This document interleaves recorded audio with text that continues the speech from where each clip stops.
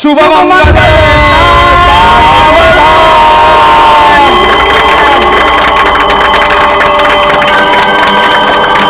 वक्रतुंड महाकाय सूर्यकोटि समप्रभ निर्विघ्नं कुरु मे देव सर्वकार्येषु सर्वदा.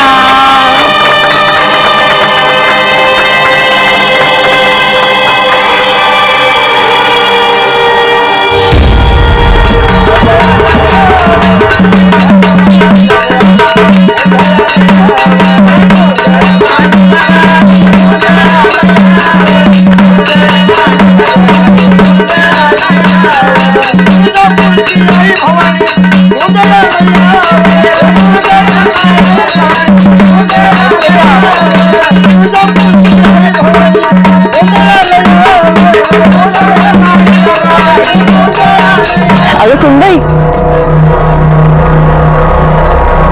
आज से तुम्हारे घर गृहस्थी का नया पर्व शुरू हुआ. जैसा ये दिया उजाला फैलाता है ना, तू पण हमारे घर में ऐसे ही उजाला फैलाना. हाँ, हम तो यहाँ रात भर जागरण गोंधल करते रहेंगे, नाच गाना होगा और उस बड़े दिया को हम संभालेंगे. इस दिया को अपने सुहाग रात वाले कमरे में लेके जाना और उसका ख्याल रखना.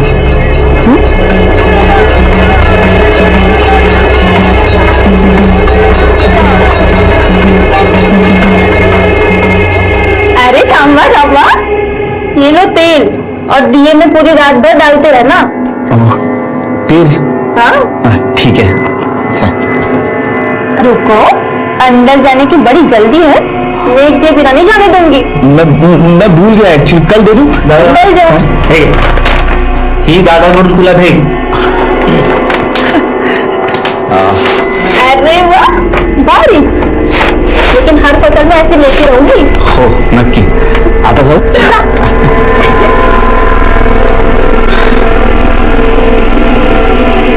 चला.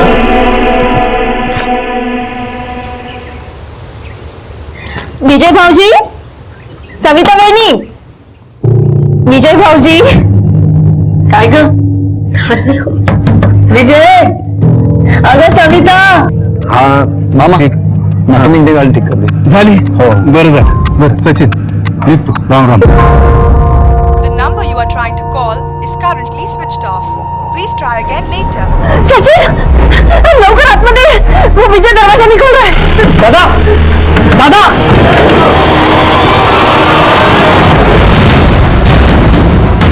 नमस्कार, मैं senior inspector Nilesh Kulkarni, crime petrol Dastak में आपका स्वागत करता हूं. शादी सुहागरात जीवन की एक नई शुरुआत, खुशियों से भरी होती है. ऐसे समय पर दूल्हा दुल्हन का सुसाइड करना सबको सपने में डाल गया था. गांव में एक मातम का माहौल छाया हुआ था.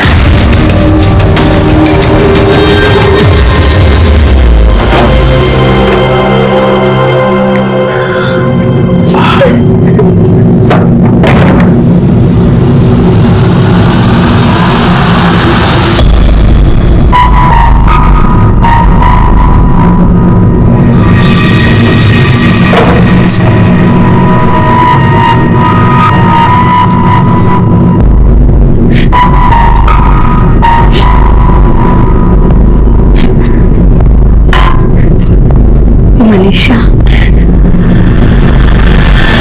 खाना खा लो.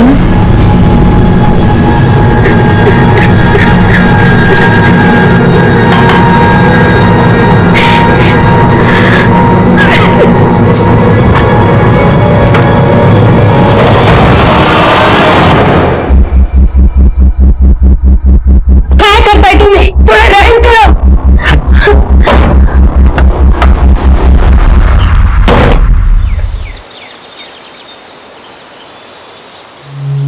आई ग चल निघतोय. अरे अरे अरे, थांब रे बिजू. बाजारात जातोस ना, मी सामान लेके या ना घर के लिए. सामान घरासाठीच आहे.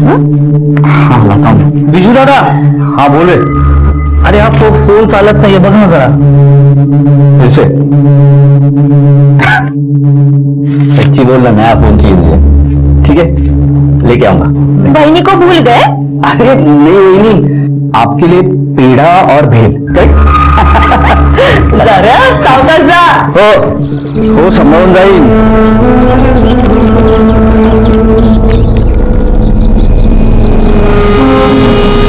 वैशाली तुम्हें क्या चाहिए? अरे शर्मा मत, बताओ क्या चाहिए? चूड़िया. चूड़िया लाल कलर की. मुझे मालूम है तुम्हें बहुत अच्छा लगता है लाल कलर की. मैं लेके आऊंगा. ठीक है आणतो मी. चल घंटे बंद हो. चला.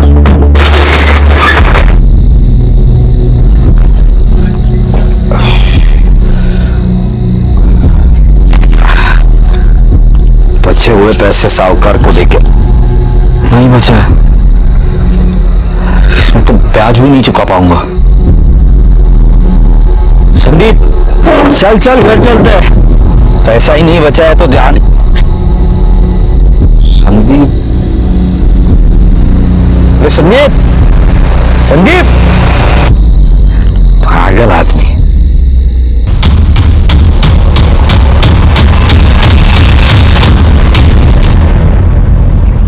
मनीषा. मनीषा, मनीषा.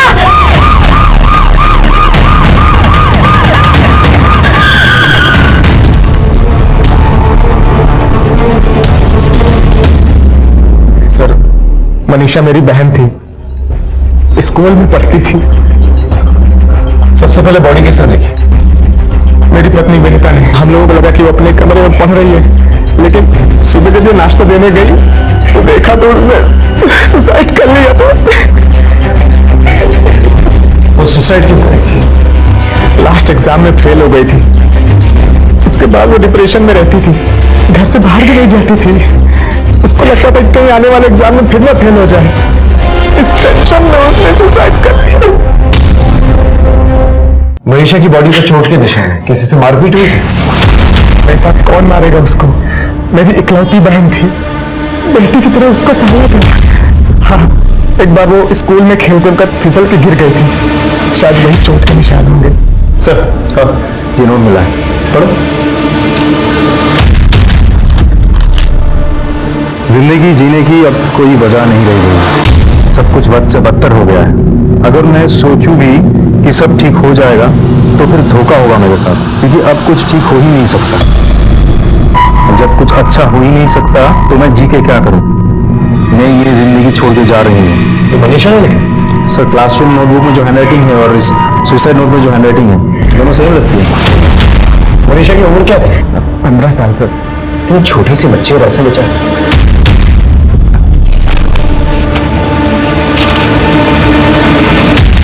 ये भी तो हो सकता है कि राइटिंग कॉपी की गई हो.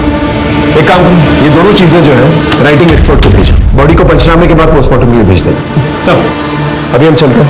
जरूरत पड़ेगी तो आप लोगों को बुलाएंगे.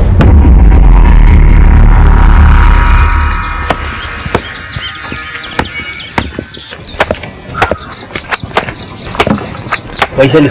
हाँ. माझा पण शर्ट धुवून घे.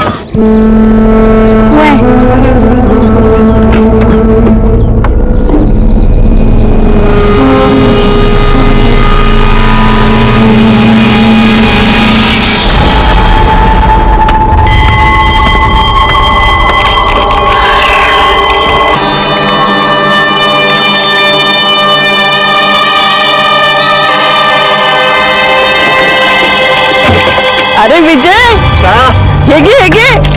अरे सोड ते घे. तोड़ गोड़ कर ले. अरे तेरे लिए एक अच्छा शादी का रिश्ता आया है. हमने तो कुंडलियां भी मिला दी. 36 के 36 गुण जुड़ा रहे. क्या बोल रही है तू? आई पूरे घर की जिम्मेदारी मुझ पे. इस बार फसल भी ठीक तरीके से आई नहीं है, बारिश नहीं हुई है, ऊपर से साहूकार के पास से कर्ज लिया हुआ है और एक मुंह बढ़ जाएगा घर में खाना खाने के लिए. कैसे निभा पाऊंगा? मुझे एक कर्ज से मुक्ति है ना, मेहनत मजदूरी से नहीं, लगना करके मिलने वाला है। चल लड़के देखते चलते हैं। विक्रम कह रहा था कि मनीषा स्कूल में खेलते खेलते गिर गई थी, इसलिए उसे चोट आई। जरा स्कूल में जाके पता तो करो कि वाकई में सच बोल रहा था कि नहीं, या किसी ने उसे मारा था। सर,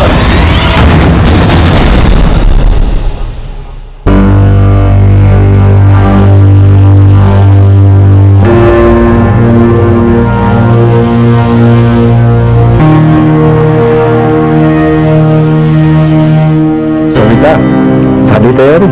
देखो तो, वाह कितनी सुंदर दिसतेस. चिंता मत कर, इस बार सब ठीक हो जाएगा. चल लवकर तयार हो, पाहुणे आले.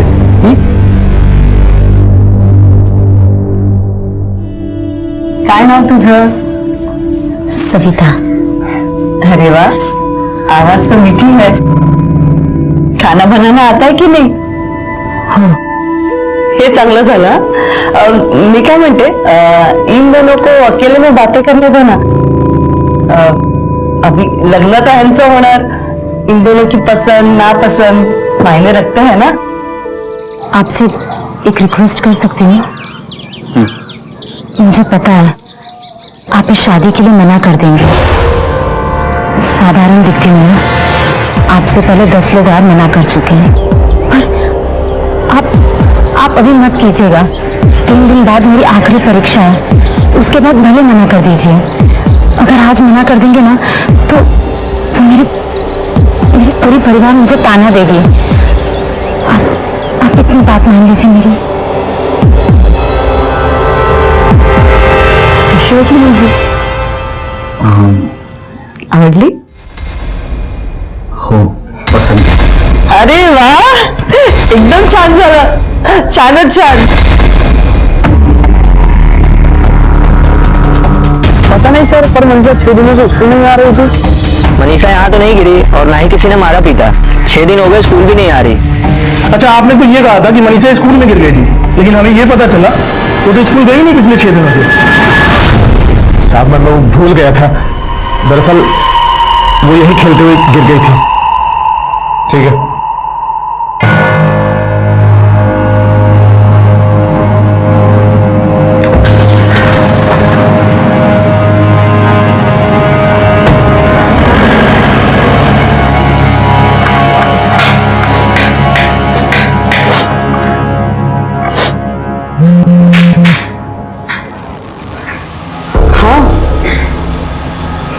सबर करो ना, सगळं काय तसंच होतंय जैसे हमने प्लान किया.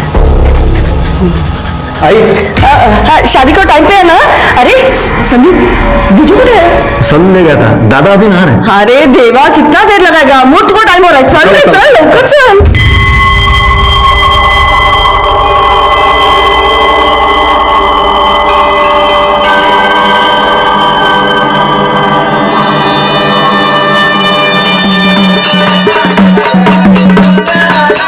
अरे सुन भाई, आज से तुम्हारे घर गृहस्थी का नया पर्व शुरू हुआ. जैसा ये दिया उजाला फैलाता है ना, तू पण हमारे घर में ऐसे ही उजाला फैलाना है. हम तो यहाँ रात भर जागरण गोंधल करते रहेंगे, नाच गाना होगा और उस बड़े दिया को हम संभालेंगे. इस दिया को अपने सुहाग रात वाले कमरे में लेके जाना और उसका ख्याल रखना.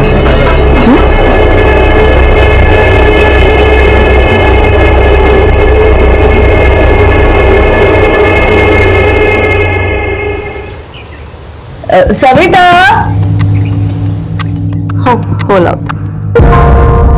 The number you are trying to call is currently switched off. Please try again later. बंदर विजय भाऊजी, विजय, सविता भाऊजी, सचिन लवकर आतमध्ये. वो विजय दरवाजा निकल रहा है. दादा, दादा.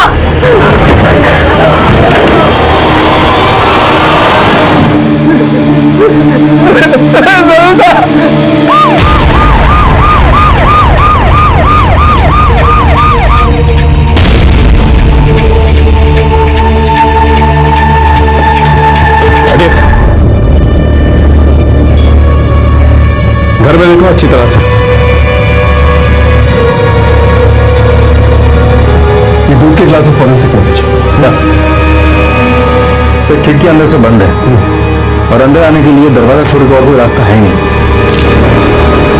गले पे 2 निशान, ये राउंड वाला गला घोट के मारा है और ये ट्रायंगल वाला फांसी सर। या तो ये मर्डर है या फिर आत्महत्या। सविता के मुंह से झाग निकल रहा है। घर में देखो अगर कोई पेस्टिसाइड या पॉइजन है और रात में जितने भी सारे लोग आए थे ना, उन सबके फिंगरप्रिंट्स, नाम और पता चाहिए मुझे। और देखो क्या मिलता है सर।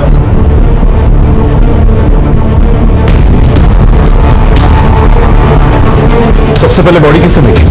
मैं विजय भाऊजी और सविता को उठाने गई थी, दरवाजा नहीं खुला तो मैंने उन सबको बुलाया। आप? ये मेरी बीवी है।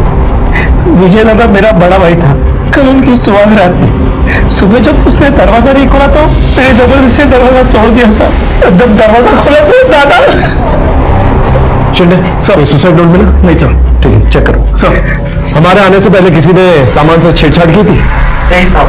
अरे झूठी कुंडली बना के फंसाया मेरे बेटे को तुम लोगों ने। अरे तेरा शादी कर रहे थे ना तो ये शादी होने नहीं देती कभी। अब शकुनी है तुम जी। काशी भाई, कौन सा मालूम बोल? कोई आप शकुनी नहीं है वो। तेरा बेटा कहाँ गया है? उसको खुद तो लटक गया, मैंने उसको मार के लटकाया वो। अरे सर मक्का है तुम्हें, मक्का। देखिए, अगर आपका बेटा मरा है तो इनकी भांजी भी मरी। क्या करूं साहब, इनकी भाजी तो पनियती बन के आई है मेरे घर में। संभालिए अपने आप को, हम समझ रहे हैं, लेकिन फिलहाल हमारा ये जानना बहुत जरूरी है कि इन लोगों ने खुदकुशी क्यों की। मेरा बेटा तो किसान था, बहुत मेहनत करता था, फसल उगाता था, फिर फसल ही नहीं होगी तो उसको कर्जा लेना पड़ा था। कितना कर्जा था विजय? साहब बीजू दादा कभी हमें बताता नहीं था, हमें वो परेशान नहीं करना चाहता था, सब जिम्मेदारी खुद अपने सर पर लेता था साहब। रात भर सब लोग कहाँ? अब यही थे साहब, जागरण गोलमाल चल रहा था साहब। किचन से ये नींद की गोलियों को खाली रेपर मिला। ये कौन लेता था? ये गोलियां तो मेरी है सर, और कभी कभी मुझे रात को नींद नहीं आती ना तो मैं लगती हूँ। सारे एविडेंस कलेक्ट कर लिए। ठीक है, पंचनामे के बाद बॉडी को पोस्टमार्टम के लिए भेजो। बॉडीज आप लोगों को पोस्टमार्टम के बाद मिल जाएगी। हमारे पास 2 केसेस थे, एक मनीषा का जिसमें एक सुसाइड नोट तो मिला था लेकिन आत्महत्या की कोई वजह नहीं मिल रही थी, और दूसरा विजय और सविता का जिसमें कोई सुसाइड नोट नहीं मिला था लेकिन एविडेंसेस के मुताबिक और घर वालों के मुताबिक ये एक आत्महत्या थी। वैसे तो दोनों cases he open and shut cases थे, लेकिन जो बात सबसे ज्यादा मुझे खल रही थी वो ये थी कि दोनों ही केसेस में सुसाइड करने का स्ट्रॉन्ग मोटिव कहीं नहीं था। इसलिए पोस्टमार्टम रिपोर्ट और फोरेंसिक रिपोर्ट का ना इंतजार करते हुए हमने ये दोनों इन्वेस्टिगेशंस को आगे बढ़ाने का फैसला किया, क्योंकि जरा सी भी देरी अपराधी को हमसे दूर ले जा सकती थी। सर अगर काशी भाई की माने तो एक आत्महत्या हो सकती है। तो फिर कोई सुसाइड नोट तो मिलना चाहिए था, या दोनों ने साथ में आत्महत्या की, या फिर यह भी हो सकता है कि विजय ने पहले आत्महत्या की हो और बाद में सविता ने, या फिर दोनों ने एक दूसरे की मदद की और आत्महत्या कर। सर ऐसा भी तो हो सकता है कि पहले विजय ने दूध में नीम की गोली मिलाकर सविता को पिलाया हो, जिसकी वजह से सविता की मौत हो गई है, और फिर विजय ने भी खुद को फांसी लगा ली। अच्छा, तुम दोनों ने कुछ और नोटिस किया? सर दुल्हा दुल्हन में कोई मेल ही नहीं था, दोनों के एज में बहुत ज्यादा अंतर था। दुल्हा देखने में अच्छा था जबकि दुल्हन बहुत ही साधारण। तो सर ऐसा भी हो सकता है कि इन सारे कारणों की वजह से विजय ने सविता को मार दिया। लेकिन सर घर वालों ने तो ये बताया कि दोनों शादी से काफी खुश थे और किसी तरीके की कोई जोर जबरदस्ती भी नहीं की गई थी शादी के लिए। शादी से बहुत खुश थे साहब सविता। विजय दादा शादी से बहुत खुश थे सर। ठीक है, इनकी सारी इंफॉर्मेशन निकालो, शादी कहाँ हुई, कब हुई, कैसे हुई, और शादी से पहले इनकी लाइफ में क्या कॉम्प्लिकेशंस थे। और हाँ शिंदे, इस विक्रम का कुछ पता चला? नहीं सर, सभी जगह पर फोटो भिजवा दिए और सारे चेकनाकों पर भी अलर्ट कर दिया। अपने खबरी टीम को भी अलर्ट कर दो। सर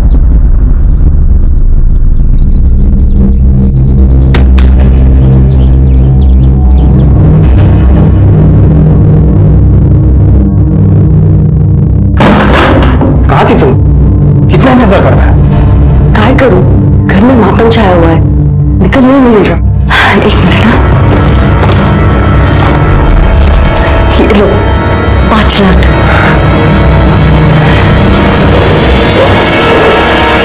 ठीक है, मुझे अपडेट कर देना।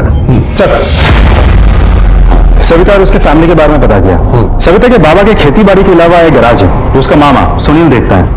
तो सविता की मौत के बारे में सुनकर उसके बाबा को हार्ट अटैक आया, फिलहाल वो हॉस्पिटल में है। सर आस पड़ोस में पूछताछ करके पता चला कि सविता बहुत ही सुशील और संस्कारी लड़की थी। घर में लगभग सबके साथ संबंध अच्छे थे, यहाँ तक कि दादी ताने मारती थी, लेकिन फिर भी उनके साथ भी प्यार और लगाव का ही रिश्ता था। सर पर्सनल लाइफ के बारे में इतना कुछ जान के मुझे लगता नहीं कि सविता का मर्डर कोई कर सकता है। एक और बात सर, सविता के कई रिश्ते टूटने के बाद विजय के साथ उसकी शादी फिक्स हुई थी। इस बात को लेकर दोनों खुश थे, तो सुसाइड या आत्महत्या का भी सवाल ही नहीं उठता सर। मेरे सोर्सेस के मुताबिक विजय की परिवार की कहानी थोड़ी सी अलग है। विजय की मां बचपन में ही मर चुकी थी। ये काशी भाई उसकी सौतेली मां है और सचिन उसका सौतेला भाई। सचिन छोटा होने के बावजूद उसकी शादी पहले हो गई। विजय पूरे परिवार की जिम्मेदारी संभालता। ये वैशाली उनकी दूर की रिश्तेदार है। जब वो अनाथ हो गई तो इन लोगों ने उसे संभाला। न ही कोई खेतीबाड़ी का लफड़ा है और न ही कोई केस चल रहा। सर, ये विजय सविता के दूसरे क्लास की फॉरेंसिक रिपोर्ट। अच्छा, इस रिपोर्ट के मुताबिक विजय और सविता दोनों के बॉडी में 2 तरह के सेडेटिव्स हेवी मात्रा में पाई गई है। क्या? सुहागरात के दिन नींद की गोलियां कौन लेता है? सर, ये 2 सेडेटिव्स में से एक सेडेटिव किचन में पाई गई नींद की गोली के रैपर से मैच होता है। इसका मतलब विजय और सविता ने दोनों ने जानबूझकर दूध के अंदर नींद की गोलियां ली थी। लेकिन सर, दूसरे नींद की गोली का कोई पैकेट या रैपर हमें वहां से नहीं मिला था, तो फिर वो आई कहां से? सर, विजय और सविता की पोस्टमार्टम रिपोर्ट। जरा चाय मंगवाना प्लीज। सर, सविता की मौत नींद की गोलियों के ओवरडोज से हुई और विजय की मौत गला दबाने की वजह से हुई। उनको पहले उसे मारा गया, फिर लटकाया गया। और सबसे इंटरेस्टिंग बात, सुहागरात के बावजूद पति पत्नी के बीच में रिश्ता ही नहीं बना। मतलब ये कि जो हुआ नहीं वो हमें दिखाया जा रहा है और जो हुआ उस पर पर्दा डाला जा रहा है।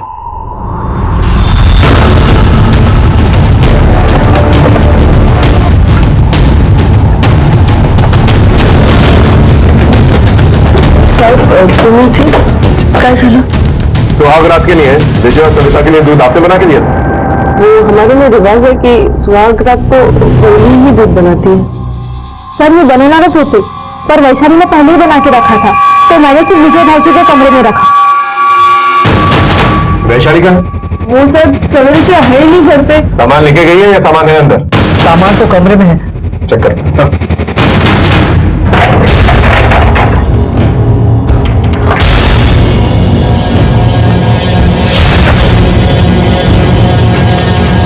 ये शर्ट किसकी है? ये तो मेरे विजू की शर्ट है। कितने दिनों से मिल नहीं रही थी, खूब शोधना मी, लेकिन वो यहाँ कैसे? ये तो वैशाली बता सकती है या फिर आप। मैं कैसे बता सकती हूँ? ये वैशाली विजय से प्यार करती थी?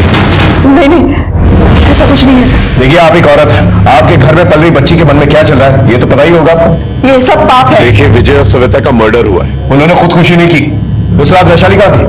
वो रात भर हमारे यहाँ पे जागरण गुंडल चल रहा था, तो वो हमारे साथ ही थी। ऐसा भी तो हो सकता है बीच में उठकर फिर वही हो। नहीं साहब, वो तो हमारे साथ ही थी। इसका मतलब वैशाली के साथ कोई और भी इन्वॉल्व है। विजय का कमरा बेहद है, आप लोग यहीं रुकिए। सफर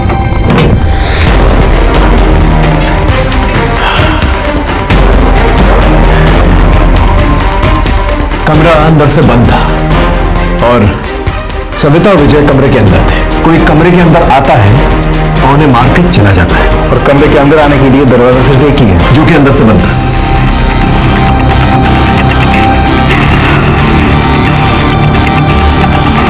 ये खिड़की खींच के देखो।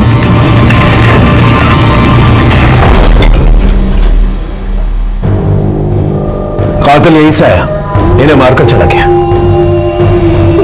लेकिन कौन हो सकता है? सर, वैशाली का फोन लगातार स्विच ऑफ आ रहा है। हमारी जगह ढूंढ रहे हैं उसे, कुछ ना कुछ बहुत जल्द पता चल जाएगा। और ये मनीषा का भाई दिख रहा है? सो उसे जुनार के एक एटीएम से कुछ पैसे निकाले थे। इससे पहले कि हम वहां पहुंचते तो वहां से भाग चुका था, लेकिन हमने उसका अकाउंट ब्लॉक करवा दिया। बहुत जल्द हाथ लग जाएगा। ये विजय के मर्डर केस में वैशाली के अलावा बाहर से और कौन हो सकता है? किस किस से दुश्मनी थी विजय की? सर, विजय ने जिस साहूकार से कर्जा लिया था उसका पता चल गया। चलो सर। हाँ साहब, थोड़ा थोड़ा करके मैंने बहुत बार विजय को कर्जा दिया था। ब्याज और असल मिला के कुल 5 लाख रुपए बनते हैं। मैं हमेशा उसको अपने पैसे मांगता था, उसको धमकाया भी था। मैंने कुछ लोगों को भी भेजा अपने पैसे वसूल करने के लिए। आप तो जानते हैं ना साहब हमारा धंधा कैसा है। तो साहब, मैं किसी का मर्डर नहीं कर सकता। विजय को आखिरी बार कब देखा? और विजय ने कभी कहा कि उसकी जान का खतरा है? नहीं तो वो तो बहुत खुश था। संजय बाबू, अरे आप ही के घर पे जा रहा था, न्योता देना था। परसों शादी कर रहा हूँ, आपको आना है। मेरा कर्जा चुकाने के लिए तेरे पास पैसा नहीं है हाँ? अब शादी कर रहा है। एक बार शादी हो जाने देखिए, फिर एक किस्त में चुका दूंगा, खोटी नहीं करूंगा, आई शपथ। किसी काम से बाहर गया था इसलिए शादी में नहीं जा पाया। मुझे पता चला कि उसकी मौत हो गई तो मुझे बहुत बड़ा सदमा लगा। सब एक साथ पैसा मिलने वाला था मगर सब गुड़ गोबर हो गया।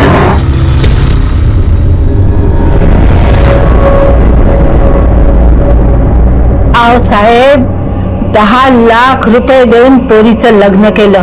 मेरी पोती दिखने में साधारण थी, इसलिए उसकी शादी तय नहीं हो पा रही थी, इसलिए पैसा ढीला करना पड़ा। काशीबाई को एक मुश्त पूरे 10 लाख रुपए दिए, फिर भी काशी खुश नहीं थी।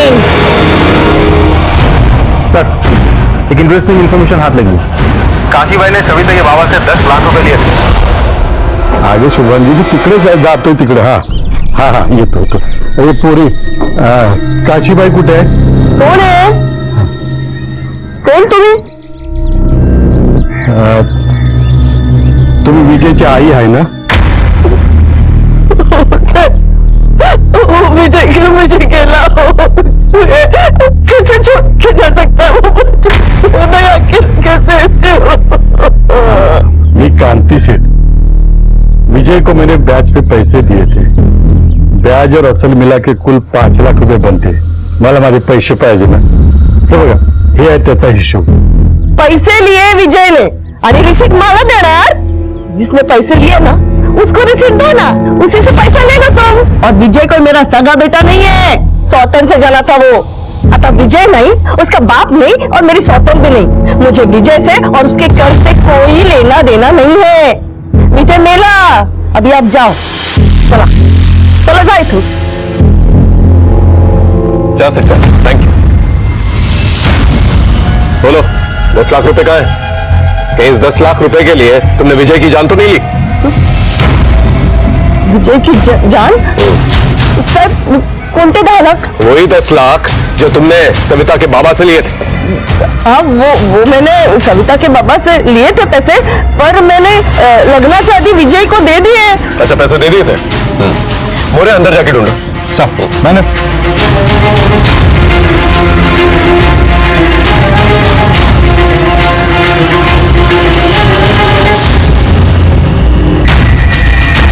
हाँ मोरे। सर पूरा घर छान मारा, पैसे कहीं नहीं है।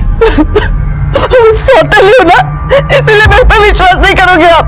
लेकिन साहब सच को कभी आँच नहीं होती। अभी भी मौका है तुम्हारे पास, सच सच बोल दो। पैसे किधर है ना वो सिर्फ विजय का मालूम है। ऊपर जाके पूछ लो ना। हमें बताने की जरूरत नहीं है किससे पूछना है और किससे नहीं, वो तो हम पता कर ही लेंगे। और जरूरत पड़ी ना तो मुर्दे से भी सच निकलवा लेंगे। मोरे साहब, इस काशीबाई पे नजर रखो, कहां जाती है, किससे मिलती है, सब कुछ। इसके कॉल रिकॉर्ड निकल, कुछ ना कुछ तो छुपा रही है ये।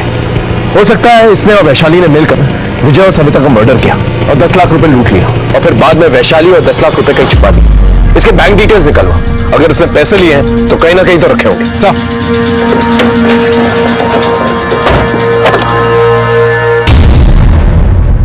साहब मेरी बच्ची को ढूंढो साहब, ये 3 दिन से घर पे नहीं आई है साहब। इसका नाम माधवी। साहब मेरी बच्ची को ढूंढो साहब। बताइए साहब ये 3 दिन से घर पे नहीं आई साहब, इसका नाम माधवी है साहब। प्लीज कंप्लेन दर्ज की? कर रहा हूँ साहब। ठीक है, फोटोज को सब जगह सर्कुलेट करो और अपने खबरी नेटवर्क को भी एक्टिवेट करो। हेलो सर एक इंपॉर्टेंट लीड हाथ लगी है, आपका आना बहुत जरूरी है। हाँ बोलो। विजय बहुत अच्छा आदमी था सर, जब भी मार्केट आता मेरे से मिलके ही जाता था और अपना टेम्पो इधर ही खड़ा करता था। विजय के मर्डर के बारे में क्या जानते हो? मर्डर के बारे में तो नहीं मालूम सर, पर उसका मार्केट में एक बार झगड़ा हुआ था। किससे? वो वडगांव के विक्रम बाबू है ना, उनके साथ। चल रहे टेम्पो तेरा? मेरा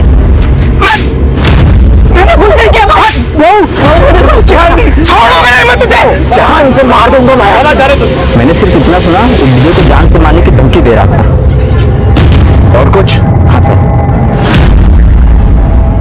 उसका एड्रेस है।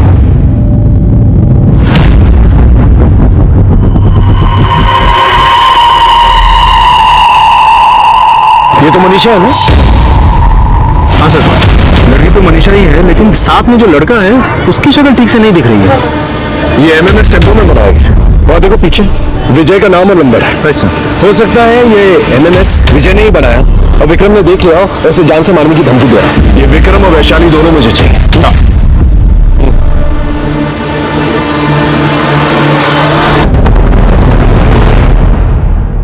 सर, हैंडराइटिंग एक्सपर्ट की रिपोर्ट आ गई है सर। मनीषा की सुसाइड नोट की हैंडराइटिंग और उसके नोटबुक में पाई गई हैंडराइटिंग दोनों एक ही है। तो इसका मतलब मनीषा ने ये लेटर खुद लिखा है। अब सवाल ये उठता है कि ये लेटर उसने अपने मन से लिखा है या जबरदस्ती किसी ने उससे लिखा है। सर फाइनली विक्रम ने अपना फोन स्विच ऑन कर लिया। कालेवाड़ी और सातपुर के बीच एक रिजर्व फॉरेस्ट का लोकेशन है। टीम रेडी है सर। चलो चल।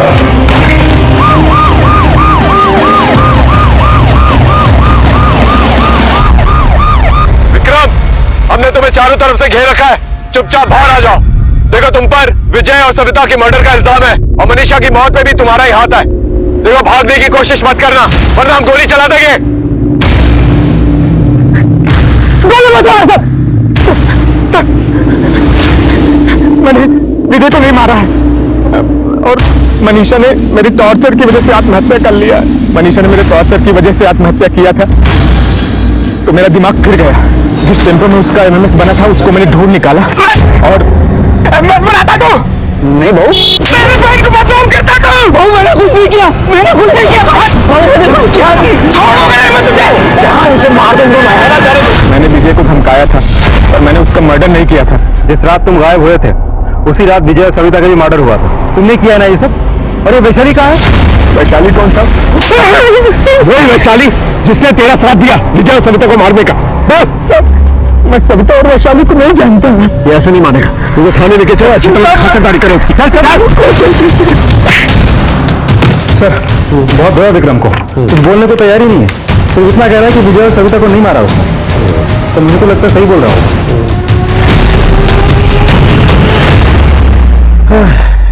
क्या कर रहे हो सर? ढूंढने की कोशिश करो। मैं तुमसे प्यार करता हूं। अगर तुम भी मुझसे प्यार करती हो तो मुझे इस नंबर पे कॉल करना। तुम्हारा और सिर्फ तुम्हारा संदीप। एक नंबर लिखा है, इस संदीप को जरा फोन तो करो। तो मनीषा को जानता है? मनीषा? कौन मनीषा? लो, ये देख, ये कुछ याद है या तेरा वीडियो बना लो? बता दो सर, बता दो। मैं विजय दादा के साथ उसके टेम्पो पे हर हफ्ते वडगांव के बाजार में जाता था। वहाँ एक लड़की मनीषा के साथ मेरी जान पहचान हो गई सर। मुझे प्यार हो गया सर उससे। मैंने उसका एमएमएस बनाया लेकिन मेरे एक दोस्त ने चुपके से चोरी की हुई है सर। विजय को पता चल गया था कि तूने उसका टेम्पो में एमएमएस बनाया तो उसने तेरे ऊपर चिल्लाया, पुलिस में ले जाने की धमकी दी और तूने उसका मर्डर कर दिया। नहीं सर, विजय दादा बड़े भाई समान थे। मैंने उनका नमक खाया। ये ऐसा नहीं करना सर टेंशन सबूत। गोंदल जागरण के वक्त तू वहां पर नहीं था, इसलिए ना कि रात को आराम से आकर विजय का मर्डर कर सके। नहीं सर, मैं दिन भर अपने घर की शादी की जैसे काम करता रहा और मैं थक गया तो मैं अपने घर सोने के चला गया था सर। आप चाहे तो किसी को भी पूछ सकते सर। मैंने विजय दादा को नहीं मारा सर। मैंने दोनों का मर्डर नहीं किया सर। हेलो सर, यहाँ तालाब पर एक लड़की खुदकुशी करने की कोशिश कर रही थी। हमने उसे बचा लिया है। थाने लेकर आओ। सर एक लड़की सुसाइड करने वाली थी लेकिन किसी ने उसे रोक लिया। मैंने दोनों को थाने बुलाया। वैशाली तुम? हो सर। तुमने खुदकुशी करने की कोशिश क्यों की? साहब विजय ही नहीं रहा साहब। अब मैं जी के क्या करूंगी? विजय और सविता को तुमने मारा? मैंने कोई खून नहीं किया है साहब। लेकिन उनके दूध में नींद की गोलियां तुमने ही डाली थी ना? हो सर, मैं विजय से प्यार करने लगी थी। मुझे लगा वो मुझसे शादी करेगा लेकिन उसने सविता के साथ शादी की। मुझसे सहा नहीं गया कि विजय सविता के साथ सुहागरात मनाए, इसलिए मैंने उनके दूध में नींद की गोलियां मिलाई। पण खरंच सांगते सर, मैंने विजय और सविता को नहीं मारा है सर। काशीबाई की नींद की गोलियां ही मिलाई थी या फिर कुछ और? नहीं सर, मैंने वही मिलाया था। देखो, विजय और सविता की बॉडी में दो किस्म की नींद की गोलियां पाई गई है। एक काशीबाई की नींद की गोली और दूसरी किस्म की। वो दूसरी वाली तुमने मिलाई थी? नहीं सर, मैंने कोई नहीं मिलाया है। तुमने नहीं मिलाई तो तुम्हारे साथी ने मिलाई, जो ग्रिल खोलकर घर के अंदर आया था। कौन था वो? बोलो। मेरे साथ कोई नहीं था सर।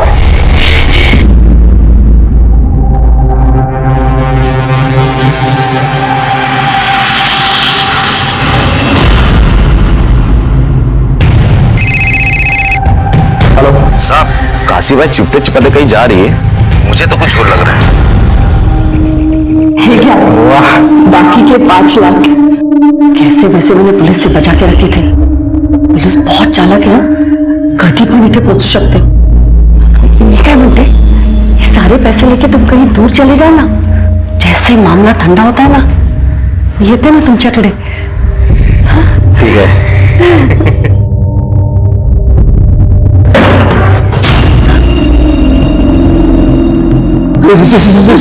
साहब क्या ये थोड़ा छाल मारो, देखो क्या मिलता है।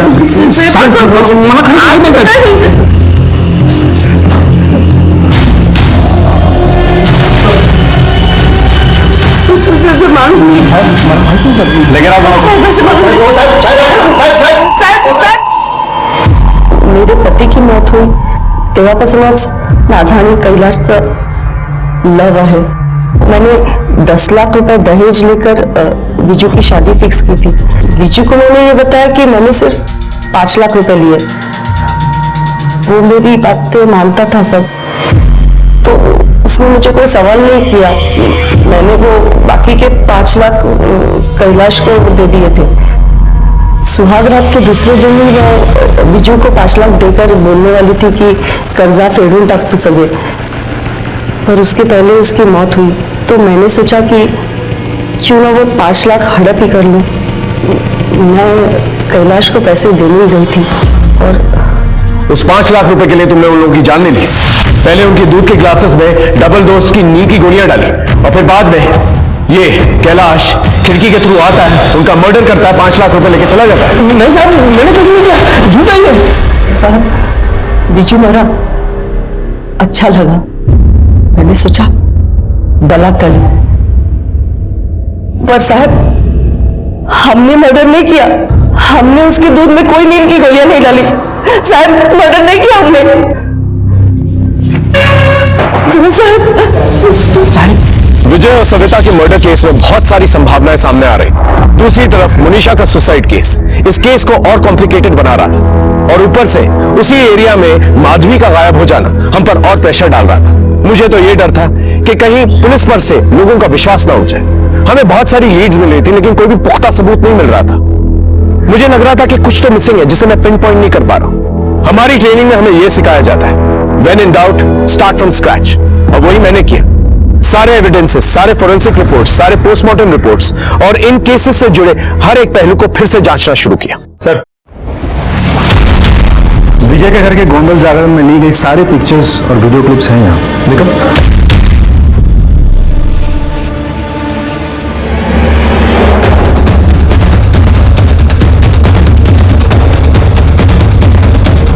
इसे जमा करवा देना, ठीक है? बोले मेरे साथ। हाँ, तुम तो माफी हो ना? हाँ, बैठ बैठ, आराम से, आराम से। ये ले, पानी पी, आराम से। किसने की तुम्हारी यहाँ? एक आदमी मुझे उठा के ले गया था, उसने बहुत गलत किया मेरे साथ। कौन था वो? पता नहीं, मुझे सविता सविता कह रहा था। तुम उस आदमी को पहचान सकती हो? उसका स्केच बनवा सकती हो?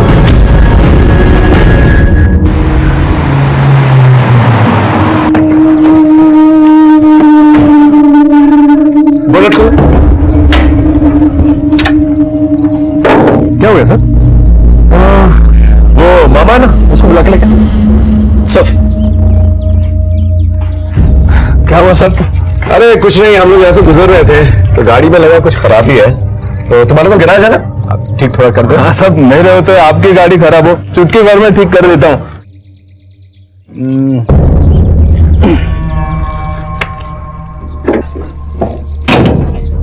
बोलो स्टार्ट। लो साहब, शुरू होगी। तुमने चुटकी में गाड़ी ठीक कर दी? कमाल है। फिर अपनी भांजी के ससुराल में क्या कर रहे थे रात में? गोंधा सभी मेरी भांजी थी साहब, दिखने को तो अच्छी नहीं थी ना, तो दादी उसको रोज ताने मारते रहती थी। वो दुख के मारे रोते रोते मेरे पास आती थी। उस इमोशनल अकेली लड़की को मैंने अपने पैर के जाल में फंसाया था साहब, लेकिन वो काशी भाई, वो अपने बेटे विजय का रिश्ता लेके आ गई। और फिर उनकी शादी हो गई साहब। वो रुकवत रखने के बाद वो विजय के कमरे में गया था, सब स्टडी कर लिया, देखा वो खिड़की की जाली से मैं अंदर आ सकता हूँ।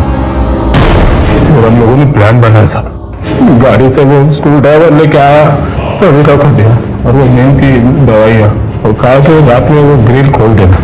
बाहर घूमने का चल रहा था ना साहब, मैं पेट खराब होने का बहाना करके बार बार पीछे जाता था।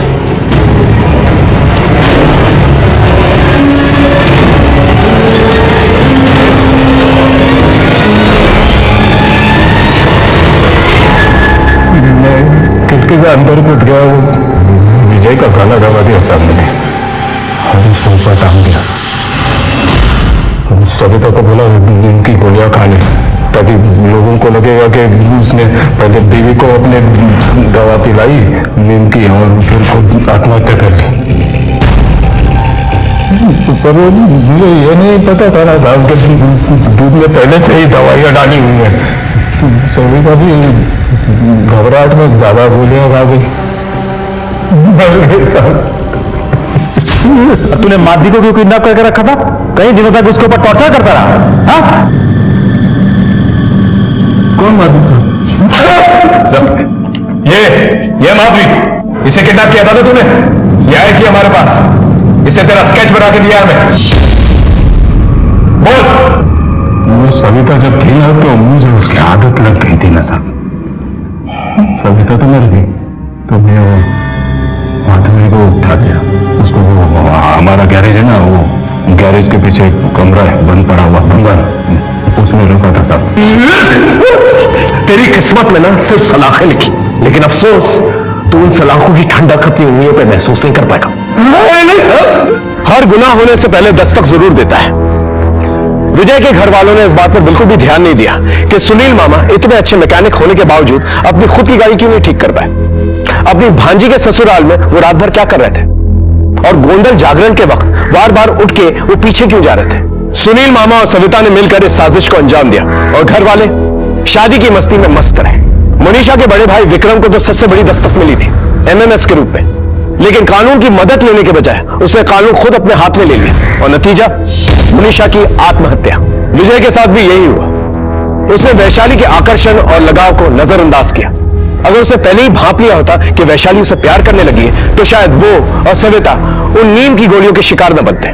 सविता ने तो हद ही कर दी। उसने ये कभी समझा ही नहीं कि हर एक नाजायज रिश्ता कोई ना कोई खतरनाक अपराध की दस्तक होता है। अपने मामा के प्यार में इतनी अंधी हो गई कि पहले एक जुर्म किया और फिर बाद में खुद ही एक साजिश का शिकार बनी। बदकिस्मती से इस केस में भी विक्टिम और उसके परिवार वालों को कई दस्तकें मिलती रही, लेकिन उन दस्तकों को उन लोगों ने इग्नोर किया, नजरअंदाज किया, और नतीजा हमारे सामने। मैं उम्मीद करता हूं आप लोग अपनी आंखें खुली रखेंगे, समाज में होने वाली दस्तकों को सुनेंगे, समझेंगे, और अपराध से मुक्त होने में पुलिस और प्रशासन की मदद करेंगे। सब खेतबाड़ी के मार्केट में आग लगी है, हमें तुरंत निकलना होगा। ठीक है। देखते हैं हमारे आज के एपिसोड की दूसरी कहानी।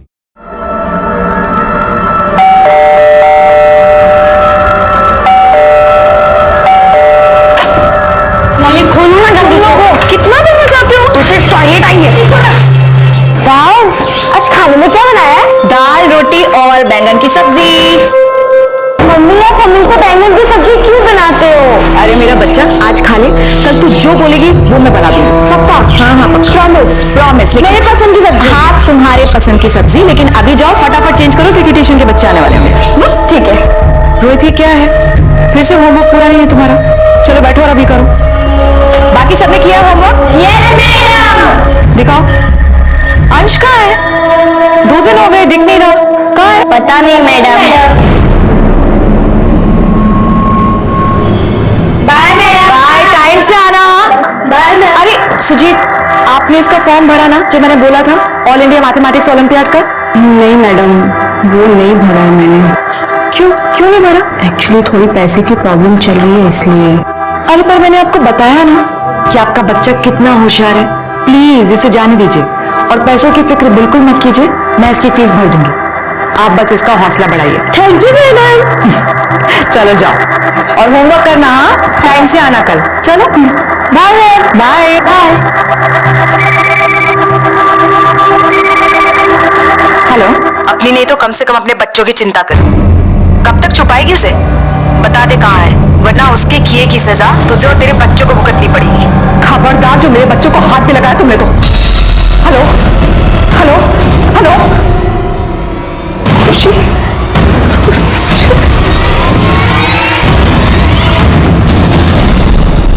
मम्मी आप तो हमें कभी स्कूल से लेने नहीं आती, पर आज क्यों आई?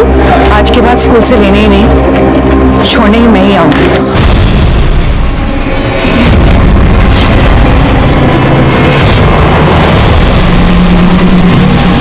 नहीं, आज गला गला।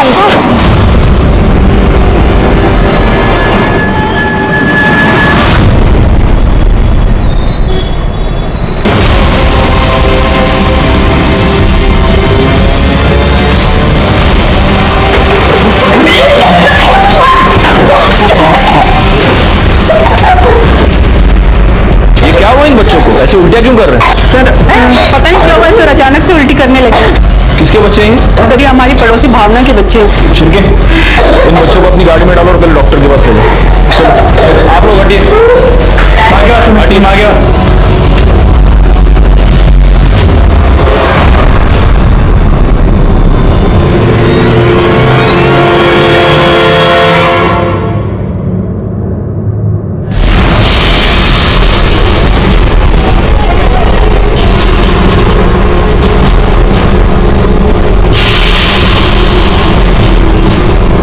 अपने करियर में इतने मर्डर्स देखे मोरे, लेकिन किसी को इतना ब्रूटली मारा हुआ पहली बार देखा है।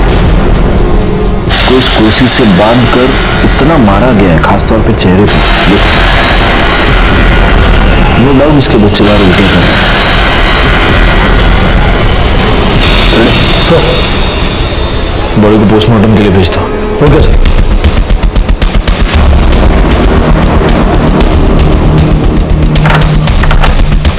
सर डोर लैक सब कुछ इंटैक्ट, फोर्स एंट्री का कोई भी निशान नहीं। हो सकता है जिसने भी किया हो उसका कोई पहचान वाला।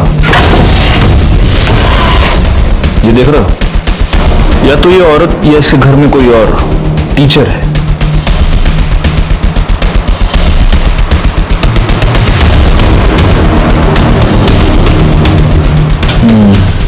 प्लेट देखकर लग रहा है कि विक्टिम ने पहले खाना खाया है और फिर उसका मर्डर हुआ है।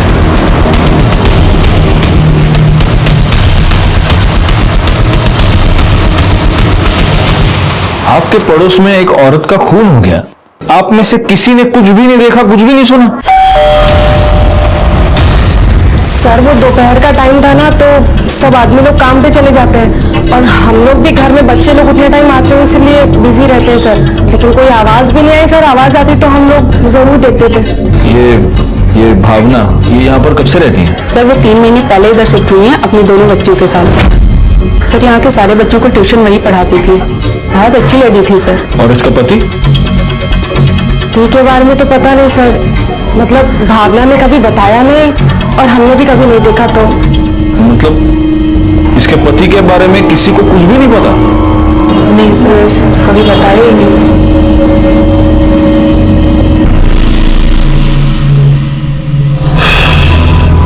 मोरे, जिस तरह से इस भावना को कुर्सी से बांधकर टॉर्चर करके मारा गया है, ऐसा लगता है कि किसी ने उस पर 3rd डिग्री का इस्तेमाल किया। कोई उससे कोई इंफॉर्मेशन निकलवाना चाहता था। एक काम करो, उसकी CDR डिटेल्स निकालो, शायद उसमें कुछ मिल जाए। जी सर। और सर मैंने बिल्डिंग में CCTV कैमरा के लिए पता किया। हाँ तो सर इस बिल्डिंग में CCTV कैमरा तो क्या, वॉचमैन भी नहीं है।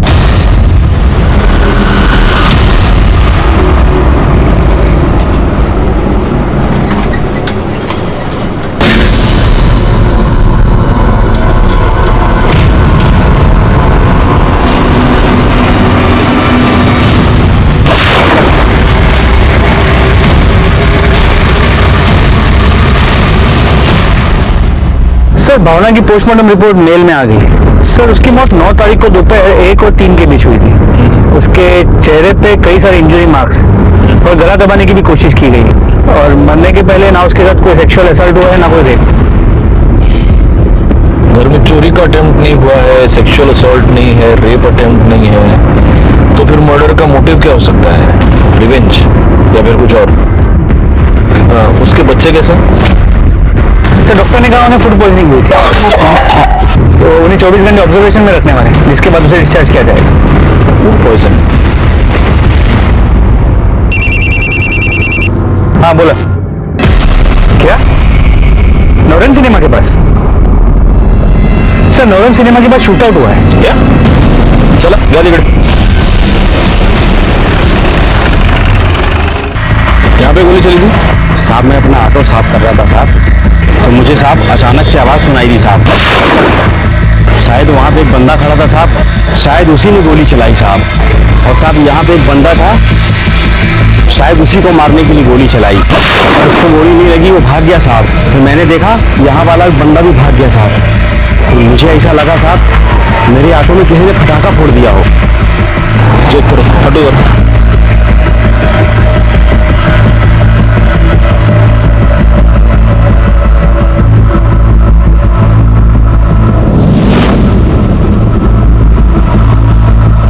सर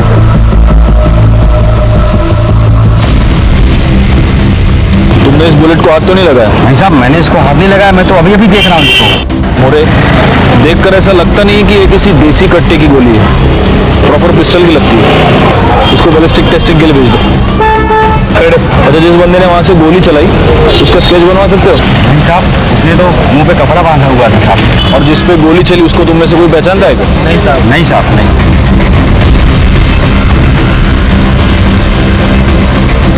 मोरे, उस सीसीटीवी कैमरे का सारा फुटेज चाहिए। सर वो बच्चा अंश भावना मर्डर केस के बारे में कुछ बताना चाहता है। बताओ क्या?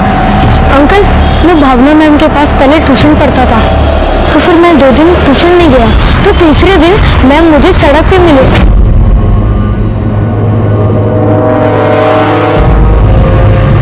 अंश, अंश 2 दिन हो गए ट्यूशन क्यों नहीं आए? मैम मैंने वो इंदू ताई को बुल्ले से बचाया था, तो फिर आई ने कहा कि 2-3 दिन बाहर मत निकलो, इसलिए नहीं आ रहा हूँ।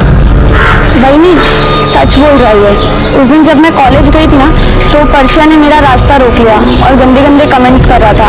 तभी अंश ने उसका ध्यान भटकाया और मैं वहां से निकल पाई, वरना कहाँ मिलेगा परशिया अभी?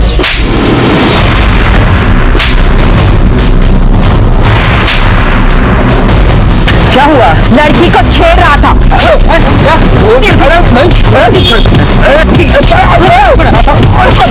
शर्म नहीं आती तुम्हें? आज के बाद कभी भी मैंने तुझे किसी लड़की को छेड़ते हुए देखा या रोकते हुए देखा तो हम सब मिल करके पुलिस कंप्लेन करेंगे, समझा? तो फिर सब लोग के जाने के बाद परशिया बोल रहा था तेरे को तो ऐसा सबक सिखाऊंगा ना, सारी टीचरगिरी निकल जाएगी तेरी।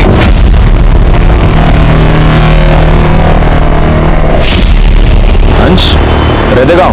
लक्ष्मी चौल। करडे त्याला घरी घेऊन जा, ये अंकल तुमको घर ले जाएंगे। हाँ थैंक यू। चल बैठ। मोरे, इस वर्षा को उठा फौरन। सर तो भावना के फोन पे बार बार पापा नाम से कॉल आ रहा है। हेलो हेलो, आप कौन बोल रहे हैं? पहले आप बताइए आप कौन बोल रहे हैं? नंबर तो भावना मुझे। हाँ ये नंबर भावना का है। आप उसके पापा हैं क्या? हाँ ऐसा ही समझ लीजिए, तो उसके फादर इन लॉ जगदीश का रास्ता बोल रहा हूँ। और आप? देखिए मैं अंधेरी से सीनियर इंस्पेक्टर राजेश यादव बोल रहा हूँ। भावना कहाँ है? अब उसका फोन आप लोगों के पास क्या कर रहा है? Mister Ganatra, I am very sorry to inform you, लेकिन आपकी बहू भावना का मर्डर हो चुका है। व्हाट? मर्डर? ये उसका फोन हमें क्राइम स्पॉट पर मिला। तुम कौन? क्यों? ऐसा कैसे हो सकता है? बच्चे बच्चे कहाँ हैं? बच्चे ठीक हैं, लेकिन आप प्लीज जल्दी से जल्दी अंधेरी पुलिस स्टेशन आ जाइए। मैं अपना नंबर आपको भेजता हूँ।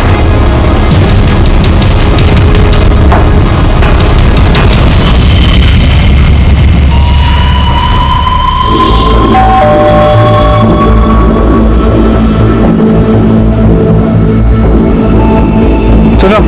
हाँ साहब, ये परचा ये रहता है ना? हाँ साहब। कहाँ गया कुछ पता? नहीं साहब मुझे कुछ नहीं पता। सुनो, ये ठेला यही लगाते हो? हाँ साहब। ये सामने जो परचा रहता है उसे पहचानते हो? हाँ साहब। कहाँ गया कुछ पता? साहब उसको तो हम कब से देखे नहीं, पता नहीं कहाँ गया हो। ठीक है, कर्टेन से नंबर क्या, तुम भी इनका नंबर ले लो। अगर ये परशा घर पे आता है तो सबसे पहले हमें इन्फॉर्म करोगे। जी साहब।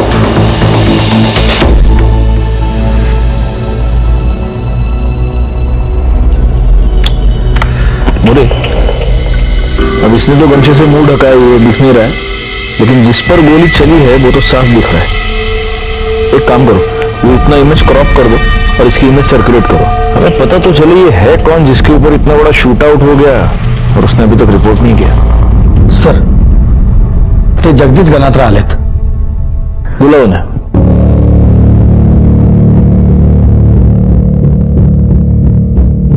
सर, हमें भावना की बॉडी कब तक मिल सकेगी? आप बस फॉर्मेलिटीज कंप्लीट कर दीजिए, उसके बाद आप उसकी बॉडी ले जा सकते हैं। आपके बेटे के साथ कोई कांटेक्ट हुआ? उसको पता है आपने उसकी बीवी का मर्डर हो चुका है? नहीं, मैं उसके टच पे नहीं हूं। वैसे भी कल्पेश को भावना से क्या लेना देना? पति है वो उसका, आपको लेना देना है और उसको लेना देना नहीं। मेरा बेटा किसी काम का ही नहीं है, वो सिर्फ अपने बारे में ही सोचता है। जिंदगी में उससे दिया ही क्या है भावना को? सिर्फ दुख ना। इसलिए भावना ने जब अलग होने का निर्णय लिया तो उसने पति का सरनेम लगाना भी बंद कर दिया। उसने अपने मायके का सरनेम देड़िया लगाना शुरू कर दिया ताकि कम से कम वो लोग तो उससे दूर रहे जिससे फ्रॉड करके कल्पेश आज घूम रहा है बाहर। किस तरह का फ्रॉड? रातों रात अमीर होने का फ्रॉड, लोगों को बेवकूफ बनाकर इन्वेस्टमेंट के नाम पे पैसे लेना और वापस न करना। आखिर ऐसा हुआ सर, सुबह शाम घर के दरवाजे पर लेनदार खड़े रहते थे पैसे मांगने के लिए, और कल्पेश उन्हें पैसे लौटाने के बजाय रातों रात भावना और बच्चों को लेकर गायब हो गया। बाद में पता चला कि गोवा में है तो वसूली वाले वहां भी पहुंच गए। अब ये वहां से भागकर मुंबई चला आया। अब जो पैसे देगा वो चुप तो नहीं बैठेगा ना सर, तो उन्होंने मुंबई का नंबर भी ढूंढ लिया, घर का पता भी। अब सुबह शाम फोन आने लगे, धमकियां मिलने लगी, इससे बच्चों के ऊपर बहुत खराब असर पड़ा। तो भावना ने तय किया बच्चों को लेकर वो अलग रहेगी कि कम से कम उन्हें तो अच्छी जिंदगी दे सके। उसने किससे पैसे लिए थे जानते हैं? अरे सर, कल्पेश सिर्फ एक को नहीं कईयों को लूटा है। उसमें से 2 औरतों का नाम तो मुझे आज भी याद है। एक वो राजश्री पंड्या और एक विप्रा सेठ। और एक विप्रा सेठ तो 2 गुंडों के साथ हमारे घर भी पहुंच गई थी।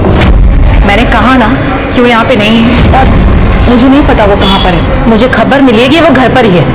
तो आपको गलत खबर मिली है क्योंकि वो घर पे है नहीं, तुम झूठ बोल रही हो।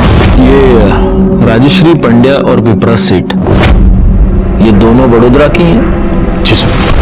वडोदरा पुलिस से कांटेक्ट करके हमें राजश्री पंड्या और विप्रा सेठ की डिटेल्स निकालनी होगी। सर, एक आदमी ने बाइक चोरी की कंप्लेंट लिखवाई थी हमारे पास। वहाँ का सीसीटीवी फुटेज मैंने चेक किया। वो सीसीटीवी फुटेज में history shooter Munna Dubey bike चोरी करते नजर आ रहे हैं।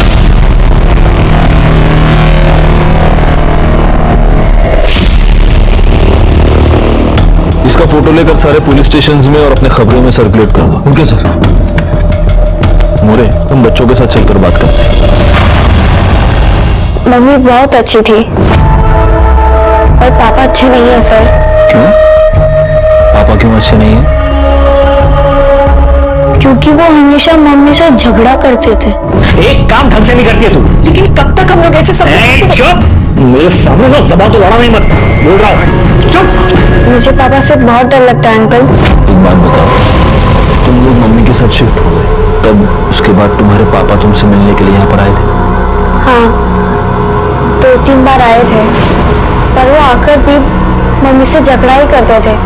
अच्छा, मुझे एक और बात बताओ, तुम्हारे पापा को पूछते हुए कभी कोई और यहाँ पर आया था? नहीं। एक मिनट, ये आदमी? नहीं अंकल। Are you sure? पर एक दिन जब मम्मी हमें स्कूल से लेकर आ रही थी तब सड़क पर एक आंटी मिली थी। आजकल अगर राजश्री तुम यहाँ, तुझे क्या लगा तू और तेरा पति भाग के यहाँ आ जाओगे तो किसी को पता नहीं चलेगा? देखो, मेरे और मेरे पति का कोई लेना देना नहीं है। तेरा उसके साथ क्या, उसका भी तेरे साथ कोई लेना देना नहीं है। भूल गई? तेरे होते हुए भी वो मेरे पास आया था, प्यार का नाटक करके 20 लाख का चूना लगा के गया। और इस लिस्ट में मैं अकेली लड़की नहीं हूँ, और बहुत सारी लड़कियां हैं बाकियों का तो मुझे पता नहीं, लेकिन मैं उससे बदला लिए बिना उसे नहीं छोड़ने वाली हूँ। और बदला लेने के लिए मैं किसी भी हद तक जा सकती हूँ, समझी? तो जाओ किसी भी हद तक और ढूंढो उसे। ठीक है, अभी हम लोग चलते हैं, तुम अपने दादाजी के साथ अच्छे से रहना।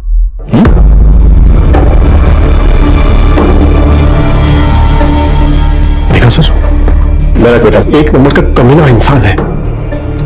मुझे तो उससे बेटा कहते हुए शर्म आती है। वैसे भावना की बॉडी आपको कल मिल जाएगी। Thank you sir. मैं तुरंत उसकी बॉडी को लेकर बड़ोदरा चले जाऊंगा, बच्चों को भी ले जाऊंगा साथ में। अपनी बहू के अंतिम संस्कार वही करूंगा सर। बेटा नालायक था तो क्या हुआ, बहू तो लायक थी ना मेरी। ठीक है, मैं अपडेट करता हूँ। सर, वडोदरा पुलिस ने बताया कि विप्रा सेठ ने कल्पेश गनात्रा के खिलाफ वहां के पुलिस स्टेशन में रेप और फ्रॉड की कंप्लेंट फाइल की। वडोदरा पुलिस से फौरन कांटेक्ट करो और विप्रा सेठ को यहाँ बुलाओ पुलिस स्टेशन। सर, अंधेरी के शास्त्री नगर में एक आदमी के ऊपर गोली चलाई गई है, उसे सिटी हॉस्पिटल लेके गए। जिसे गोली लगी है उसकी उम्र कुछ 35 के आसपास की होगी। गोली उसके लेफ्ट शोल्डर में लगी है, इसीलिए वो बच गया। हमने गोली निकाल ली है, लेकिन जख्म भरने में थोड़ा वक्त लगेगा। उसका नाम पता चला आपको? कल्पेश गणात्रा। क्या? कल्पेश गणात्रा। सर, आज से कुछ दिन पहले भी मुझ पर गोली चलाई गई थी सर, लेकिन तब मुझे गोली लगी नहीं थी सर। तुमने उसकी पुलिस कंप्लेंट क्यों नहीं की? मैं डर गया था सर। मुझ पर गोली चली, उसके बाद मैंने अपने आप को घर में ही कैद कर लिया था सर। मैं घर से बाहर निकला ही नहीं सर। और आज जब मैं घर से बाहर निकला तो फिर से किसी ने गोली चला दी। तुम भावना डेढ़िया के पति हो? हाँ, लेकिन आपको कैसे पता? हमें इसलिए पता है क्योंकि हम भावना डेढ़िया के मर्डर की इन्वेस्टिगेशन कर रहे हैं। 9 तारीख को किसी ने भावना के घर में घुसकर उसे बेरहमी से टॉर्चर करके मार दिया। ये कैसे हो सकता है सर? तुमको ये बात अभी पता चली? सर, मैंने आपसे कहा सर, मैं मुझ पर गोली चली, उसके बाद मैं घर से बाहर ही नहीं निकला सर। लेकिन सर वो उसके साथ मेरे वो 2 बच्चे भी थे सर, वो कहाँ है सर? तुम्हारे पिता उन्हें अपने साथ बड़ोदरा ले गए। They are fine now. Anyway, ये बताओ कि ये सब कैसे हुआ? सर, घर पे खाने के लिए कुछ नहीं था ना सर। मैं तो उस दिन से भूखा था सर, तो मैं खाना लेने के लिए बिल्डिंग से बाहर निकला।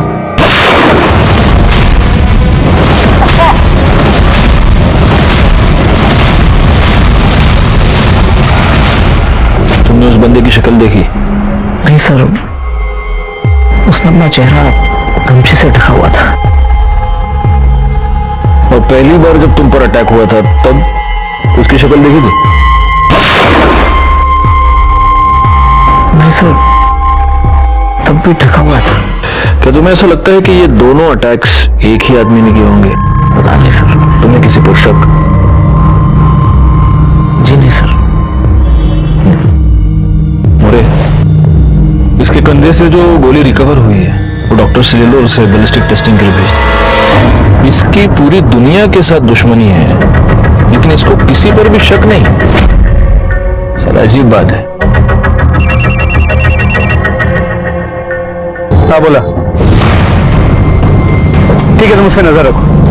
सर, बाइक चोरी केस में जो history sheeter Munna Dubey involve था, उसे बोरीवली के बस स्टॉप पे देखा गया है। चलो।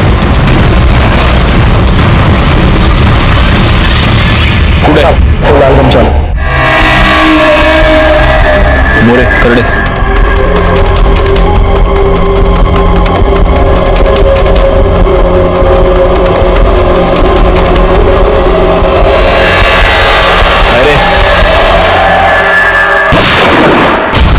करड़े, सर के पास जाओ।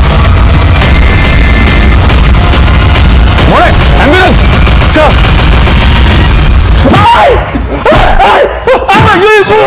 इस वाले पे गोली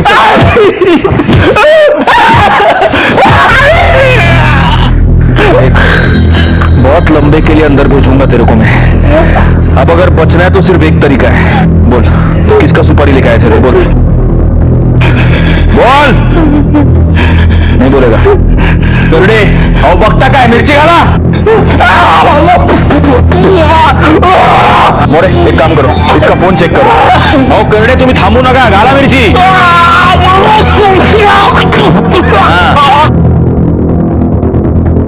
गरुड़े सर कल्पेश,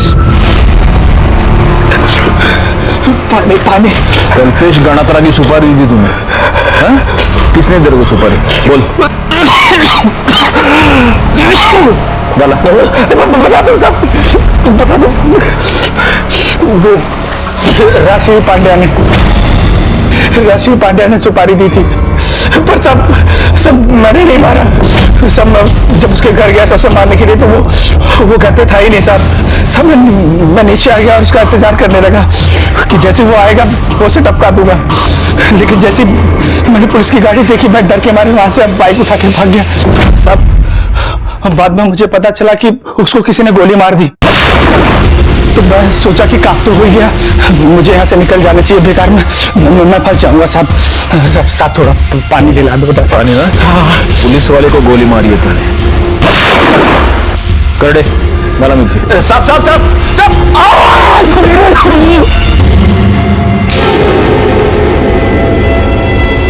तो राजश्री पंड्या मैडम, तुमने भावना को टॉर्चर किया, उससे कल्पेश का पता निकलवाया और फिर तुमने कल्पेश की सुपारी दे दी। सर अगर मैंने उसके नाम की सुपारी दी होती तो आज वो जिंदा नहीं होता। मैंने भावना को टॉर्चर नहीं किया, मैंने उससे सिर्फ कल्पेश का एड्रेस मांगा था। मांगा था? तुम्हारी भाषा में इसको मांगना कहते हैं। कल्पेश की सुपारी क्यों दी? बोलो। सर दी तो नहीं थी, लेकिन अब देना चाहती हूँ। उसने मेरे साथ प्यार का झूठा नाटक किया सर, और उसी झूठे प्यार के पागलपन में मैंने उसके ऊपर 20 लाख रुपए लुटा दिए। कितना मजाक बना मेरा उसके बाद। तो बदला लेने के लिए भी थोड़ा पागलपन तो होना चाहिए ना। बैठो बैठो। तुम्हारा पागलपन तो दिख ही रहा है। वैसे तुम्हारी इंफॉर्मेशन के लिए बता दूं, राजश्री जिसको तुमने सुपारी दी थी वो हमारी कस्टडी में है और उसने सब कुछ बक दिया है। सर कोई कुछ भी बोलेगा, उससे ये साबित तो नहीं होता ना कि मैंने उसे सुपारी दी है। नहीं, बिल्कुल नहीं होगा। लेकिन तुम्हारे कॉल रिकॉर्ड से ये साबित हो रहा है कि मुंबई के एक हिस्ट्री शीटर से तुम कांटेक्ट में थी। हाँ, लेकिन कांटेक्ट करने का मतलब ये तो नहीं है ना सर कि मैंने उसे सुपारी दी है। ये भी हम साबित करेंगे। पाटिल मैडम, बिठा के रखो इन्हें। चलो उठा। कल्पेश गणात्रा पर जो पहला अटैक हुआ वो स्मिथ एंड वेसन पिस्टल से हुआ था। अगर बैलिस्टिक रिपोर्ट के मुताबिक इस बार भी यही पिस्टल यूज किया गया है तो हो सकता है कि ये दोनों अटैक्स एक ही आदमी ने किए। फर्दर पुलिस विप्राशट को लेके आइए। कल्पेश ने मुझे सिर्फ फाइनेंशियली ही नहीं, इमोशनली भी चीट किया है। जब मुझे पता चला कि उसने मेरे साथ प्यार का नाटक मेरे पैसों के लिए किया है, तो मैंने इस पर फ्रॉड और रेप के चार्जेस लगाकर उसकी कंप्लेंट करा दी। लेकिन वो बचकर भाग गया। मुझे खबर मिली है कि वो घर पर ही है। तो आपको गलत खबर मिली है, तुम झूठ बोल रही हो। वो देखो पीछे वाले कमरे से भाग रहा है। कहाँ जा रहा है? कहाँ भाग रहा है तू?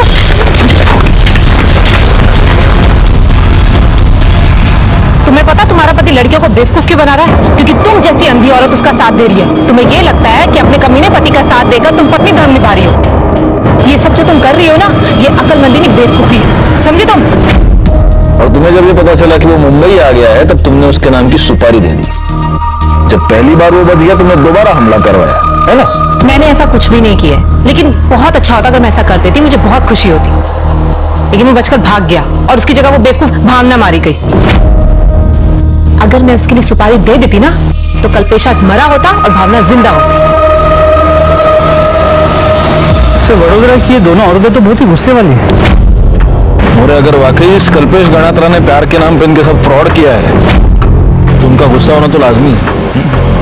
एक काम करो, इस राजश्री के साथ साथ विप्रा की भी सीडीआर डिटेल्स निकालो। सर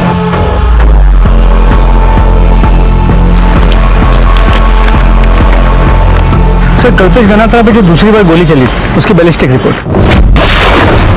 ओह, इस बार गाउटी कट्टा यूज हुआ है, यानी दोनों बार दो अलग अलग वेपन से फायर हुआ है। तो मेरी जो थियरी थी, दो अलग अलग लोगों ने अटैक किया उस पर। लेकिन सर ये भी तो हो सकता है कि शूटर वही हो, लेकिन इस बार उसने अलग बंदूक का इस्तेमाल किया ताकि वो हमें गुमराह कर सके। हो सकता है। चलो इस कल्पेश गणात्रा से चल के बात करते हैं। तुम पर एक बार नहीं दो बार अटैक हुआ है, और फिर भी तुम्हारा यह कहना है कि तुम्हें किसी पर शक नहीं। सर मेरी किसी के साथ कोई दुश्मनी नहीं है सर। नहीं, तुम्हारी किसी एक के साथ दुश्मनी नहीं है, तुम्हारी बहुत लोगों के साथ दुश्मनी है। हमें तुम्हारी कलरफुल हिस्ट्री के बारे में पता चल चुका है। कल्पेश गणात्रा, राजश्री पंड्या, विप्रा सेठ और भी बहुत सारे नाम हैं। देखो अब हमारा टाइम वेस्ट मत करो और सब सच सच बता दो। मेरा सबसे बड़ा दुश्मन मेरा खुद का बाप है सर। एक नंबर का घटिया इंसान। कहने में शर्म आती है सर, लेकिन कैसे कहूं, मेरे बाप का मेरी बीवी के साथ अफेयर था। क्या? जी हाँ सर, और उन्हीं की वजह से हमने वडोदरा छोड़ा था। मैंने सोचा कि भावना को उनसे दूर ले जाऊंगा तो शायद मामला ठंडा हो जाएगा, सब कुछ ठीक हो जाएगा, लेकिन नहीं, उन्होंने हमें गोवा में भी ढूंढ लिया। हम गोवा से मुंबई आए तो मुंबई में भी ढूंढ लिया। यहां तक कि वो भावना को हर रोज फोन करते थे, यहां तक कि वो जब मैं और भावना अलग हो गए तो भावना से मिलने घर पे आते थे। सर मुझे तो लगता है कि उन्होंने ही भावना को मारा है, और शायद पता नहीं क्यों मुझे ऐसा लग रहा है कि मुझे भी मार देंगे सर। तुम्हारे पिताजी के पास कोई गन है? जी हाँ, स्मिथ एंड वेसन्स, लाइसेंस भी है उनके पास। कल्पेश के बयान ने इस केस को एक अलग ही मोड़ दे दिया।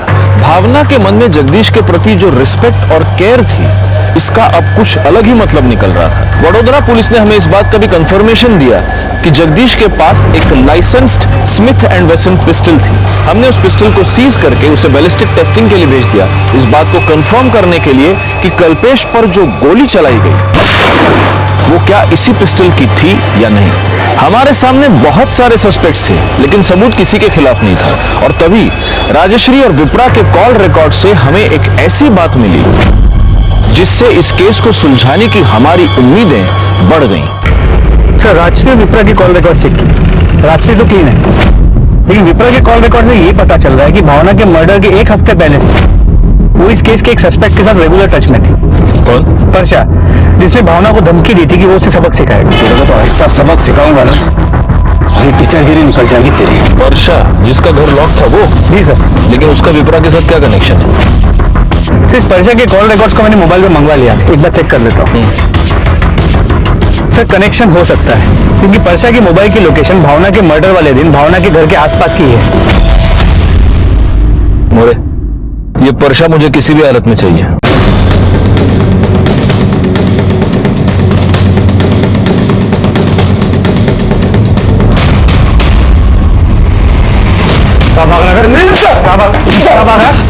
सर मेरे कुछ नहीं किया सर।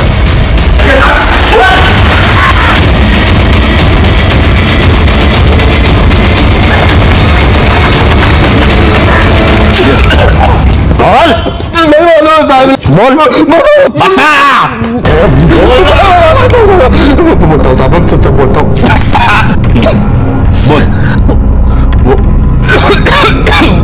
वो विप्रा को पहले से किधर से पता चल गया था कि वो मेरा भावना के साथ पंगा है, तो उसने सामने से मेरे को फोन किया था साहब। बोली वो भावना से कल्पेश का पता निकल के देगी ना, मेरे को 50,000 रुपए देगी साहब। मैं जेब से कर था साहब, एकदम पोखा। तो हाँ बोल लिया सर, 25,000 रुपए एडवांस में उसने उसी दिन दे दिया था सर। 25 बाद में देगी बोला काम होने के बाद। तो साहब मैं वो 9 तारीख को दोपहर को कुछ 2:30 बजे के करीब उसके घर पे गया था साहब। लेकिन मैं जब उधर गया ना तो मेरी बढ़ गई। वो भावना को किसी ने कुर्सी में बांध के बुरी तरह मार दिया था साहब। वो पहले से मरी हुई थी। वो पहले से मरी हुई नहीं थी, उसको तूने मारा। तूने उसको टॉर्चर किया कल्पेश का पता जानने के लिए, क्योंकि विप्रा ने तुझे सुपारी दी थी। टॉर्चर से भावना मर गई, तुझे कल्पेश का पता चल गया और तूने वो पता जाकर विप्रा को बताया, इसलिए विप्रा ने कल्पेश की सुपारी दी थी। आई शपथ करो बोलते साहब, मेरे को नहीं मालूम है, मैंने कुछ नहीं किया है साहब। भावना के मर्डर के चार्ज में अरेस्ट हो गई। करडे, जोपर्यंत आप मर्डर से कबूल करत नाही तब तक खिलाते रहो इसको। सर और मोरे, बड़ोड़ा पुलिस को इन्फॉर्म करो ताकि वो विप्रा को अरेस्ट कर सके। वर्षा को इंट्रोगेट करने के बाद हमें ऐसे लगा जैसे हमने भावना मर्डर केस को सॉल्व कर लिया है। वर्षा को अरेस्ट कर लिया गया, लेकिन इससे पहले कि वडोदरा पुलिस विप्रा सेठ को अरेस्ट करती, वो फरार हो चुकी है। लेकिन इससे हमें इस बात का कंफर्मेशन मिल गया कि हम राइट ट्रैक पर थे। बैलिस्टिक रिपोर्ट के मुताबिक कल्पेश पर जो गोली चलाई गई थी, जो ऑटो की सीट पर मिली थी, वो जगदीश गणात्रा के पिस्टल से ही चलाई गई थी। लेकिन जगदीश गणात्रा के पास इस बात की पक्की एलिबाई थी कि जब कल्पेश पर हमला हुआ तब वो खुद वडोदरा कोर्ट में मौजूद था। मुझे पता था आप लोग आने वाले हो, लेकिन आप लोग मुझे अरेस्ट नहीं कर सकते। मैंने पहले ही एंटीसिपेटरी बेल ले ली है। आप अपने वकील होने का इतना फायदा उठाएंगे तो हमें भी पता है, लेकिन हम आपको अरेस्ट करने नहीं, आपसे कुछ सवाल पूछना है। बैठिए, बैठ के बात करते हैं। बैठिए।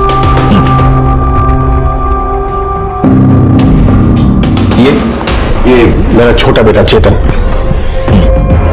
एक बात बताइए मुझे, आप तो यहाँ वडोदरा में थे, तो वो कौन हो सकता है जो आपका पिस्टल कल्पेश पर हमला करने के लिए यहां से मुंबई तक ले गया? उन्हें खबर न थी। हमारे घर में तो हम दो ही हैं, मैं और मेरा बेटा चेतन, और ये फाइनल LLB का स्टूडेंट है। और उस दिन ये क्लास में गया था। इतने बड़े घर में कोई नौकर है ना, घनश्याम काका। लेकिन 2 दिन पहले वो गांव चले गए। एक्चुअली उनके बेटे की तबीयत खराब है। कौन सा काम? देखिए, घनश्याम हमारे भरोसे का आदमी है। उसने मेरे दोनों बेटों को गोद में बिठाकर बड़ा किया है। वो भला मेरे बेटे को क्यों गोली मारेगा? मैंने सिर्फ आपको पूछा उसका गांव कौन सा है। Sir, Bishanpur, Kota district, Rajasthan. और इससे उस घनश्याम का नंबर और उसका फोटो ले लो।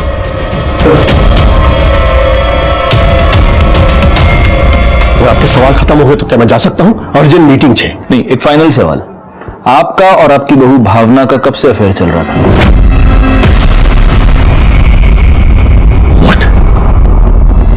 आंसू बकवास है। आप ऐसा सोच भी कैसे सकते हैं? भावना मेरी बेटी जैसी थी। ये मैं नहीं कह रहा, ये आपका बेटा कल्पेश कह रहा है कि आपका उसकी बीवी के साथ, यानी आपकी बहू के साथ अफेयर चल रहा था। मेरे बाप का मेरी बीवी के साथ अफेयर था। कल्पेश भी था? अपने बाप और बीवी के बारे में इतनी गंदी बात सोचता है, ये मुझे पता ही नहीं था। आप अक्सर उसके घर आते जाते थे, दिन में 3-3 बार उसको फोन करते थे। इसका क्या मतलब था? क्या मतलब है? मतलब वो मेरी बहू थी, मेरे पोता पोती उसके पास थे, तो वो कैसे है जानने के लिए मैं उन्हें फोन करता था। सर, घनश्याम के कॉल रिकॉर्ड्स और मोबाइल लोकेशन के मुताबिक वो राजस्थान के बिशनपुरा गांव में है। 10 सितंबर को सुबह 10 बजे उसका फोन बड़ौदा में स्विच ऑफ है और 11 सितंबर को बिशनपुरा गांव में ऑन हुआ है। सर, वडोदरा से मुंबई जाने में कितना टाइम लगता है? करीब 7 से 8 घंटे। और वडोदरा से ये कोटा बिशनपुरा तो हो सकता है 10 से 11 घंटे हो। लेकिन सर, अब ये सब क्यों पूछ रहे हैं? इसलिए पूछ रहा हूं क्योंकि शायद कल्पेश पर जो अटैक हुआ है उससे इस घनश्याम का लेना देना हो सकता है। जगदीश हमसे कुछ छुपा रहा था, पर वो क्या छुपा रहा है ये तब क्लियर हुआ जब हमने उसके कॉल रिकॉर्ड्स एक बार फिर खंगाले और फिर हमने बिना देर गंवाए जगदीश को पुलिस स्टेशन बुला लिया। 12 और 13 तारीख को जब आप मुंबई में थे तब एक नंबर पर आप लगातार कॉल कर रहे थे, और जब हमने पता किया तो हमें पता चला कि वो नंबर बैजू ढोलकिया का है, जो मुंबई अंडरवर्ल्ड में सूरती चिकना नाम से जाना जाता है, शार्प शूटर है वो। उसको क्यों फोन कर रहे थे आप? क्योंकि सर वो मेरा क्लाइंट है, तो केस के सिलसिले में बातचीत होती रहती है। अच्छा, मतलब मुंबई अंडरवर्ल्ड में भी आपके क्लाइंट्स हैं? तो सिर्फ फोन पे बात करते हैं या मिले भी है आप इस शार्प शूटर से? नहीं सर, ऐसी कभी कोई जरूरत ही नहीं पड़ी। मिस्टर गणात्रा, एक वकील की याददाश्त कमजोर हो ये उसके सेहत के लिए अच्छा नहीं होता। 12 और 13 तारीख को जब आप मुंबई में थे तब आप सूरती चिकना से मिले थे। उसी रात आपने अपने बैंक अकाउंट से 2 लाख रुपए निकाले। मतलब मोरे, मैंने आज तक देखा है कि क्लाइंट्स अपने वकील को पैसा देते हैं, ये मैंने पहला वकील देखा है जो अपने क्लाइंट को पैसा देता है। गणात्रा? एक्चुअली सर वो मैं मिस्टर गणात्रा, झूठ बोलने से पहले आप 10 बार सोचिए, क्योंकि आपका ये सो कॉल्ड क्लाइंट सूरती चिकना हमारी कस्टडी में है और वो सब कुछ बोल चुका है, सब कुछ। क्या करता सर मैं? कल्पेश ने मुझे मजबूर कर दिया था। मुझे पता है भावना की मौत भी कल्पेश की वजह से हुई है, और अगर ये कल्पेश जिंदा रहा तो उसकी कीमत उसके बच्चों को चुकानी पड़ेगी। इसलिए मैंने सोचा कि इतने लोगों के मरने से तो अच्छा है कि वो कल्पेश ही मर जाए। और इसलिए आपने अपने ही बेटे की सुपारी दे दी? लेकिन वो गधड़ा शार्प शूटर, सरासर नाम का शार्प शूटर है, एक गोली भी ढंग के नहीं मार सकता। उसने कल्पेश को इंजोर करके छोड़ दिया। जिंदगी भर उसके बच्चों के सर पे उसके बाप के किए की तलवार टंगी रहेगी। हमें तो ये डर बना लेगा कि कैसे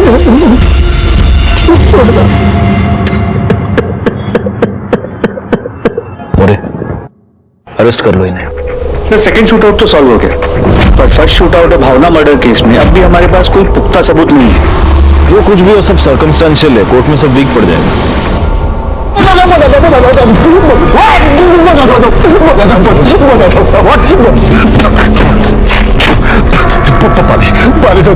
पानी तो पहले बता फिर पानी। अब आप बताओ साहब, किसी की मुसीबत में मदद करने का गुनाह है?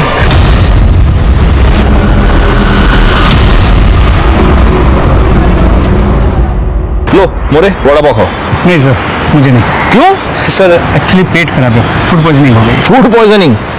लगता है तुमको ढोकला फाफड़ा सूट नहीं हुआ। हाँ नहीं सर, ऐसी बात नहीं है, मतलब पता नहीं था।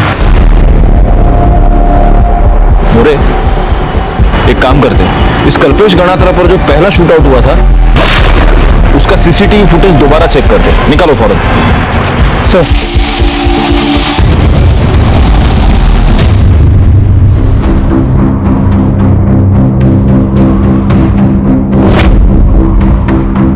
क्लिनिक का नाम देख रहे हो मोरे? Doctor Deshmukh clinic. एक काम करो, भावना की पीएम रिपोर्ट और खुशी और रुशिल के डिस्चार्ज पेपर्स लेकर आओ। सर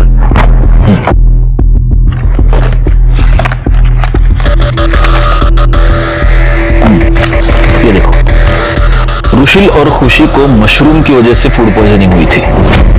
हो सकता है भावना ने उनको उस दिन टिफिन में मशरूम की सब्जी दी हो, क्योंकि अगर तुम्हें याद है तो मर्डर वाले दिन भावना के घर में मशरूम की सब्जी बनी थी। मैंने किचन में चेक किया था।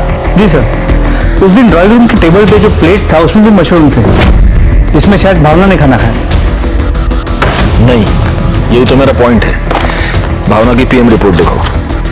भावना की पीएम रिपोर्ट ये कह रही है कि मौत के वक्त भावना का पेट खाली था। उस दिन भावना ने कुछ खाया ही नहीं था। वो प्लेट किसकी? अब ये हमें डॉक्टर देशमुख ही बता सकते हैं। हाँ, लंच में उन्होंने मशरूम खा लिया था, जिससे उन्हें एलर्जी है। Thank you so much doctor.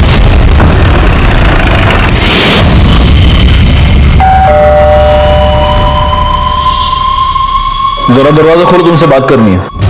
ये क्या बकवास कर रहे हैं आप? जिससे मर्डर के उसको पकड़ नहीं पा रहे, शायद मुझे फंसा रहे हो।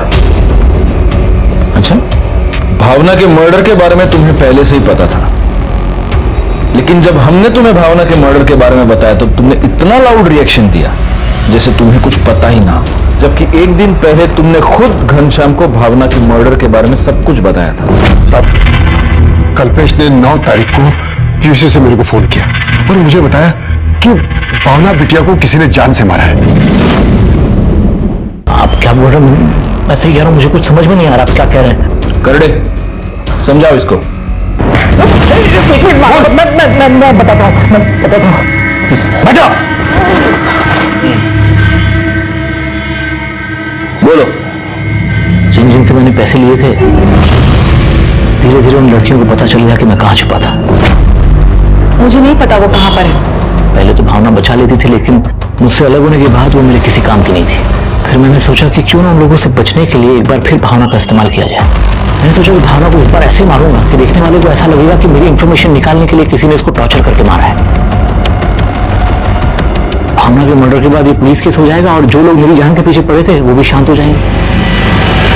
अब मुझे पता था कि भावना दोपहर को अकेली रहती है, तो मैं एक दिन दोपहर को उसके घर पे चला गया।